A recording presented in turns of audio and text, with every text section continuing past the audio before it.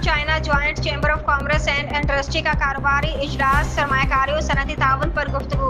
नदीम पहलवान को बाज़ाब्ता दावत, चीन की पाकिस्तान से वफादारी पर करारदाद मुतफ़िका मंजूर। Lahore, Pakistan China joint chamber of commerce and industry PCJCCI के ज़ेर-एहतमाम 11 जुलाई 2025 को लाहौर में एक अहम बिजनेस इजलास मुनक़िद हुआ। ये इजलास मुख्तलिफ कारोबारी शोबों, सरमायाकारी सनत से मुतल्लिक़ ताउन के फ़रोग़ के लिए मुनक़िद किया गया, जिसमें मुमताज़ कारोबारी शख्सियात और तजारती नुमाइंदगान ने शिरकत की। इजलास में हुकूमत पंजाब के महकमे सनत और तजारत के विजन को नुमाया अंदाज में सराहा गया।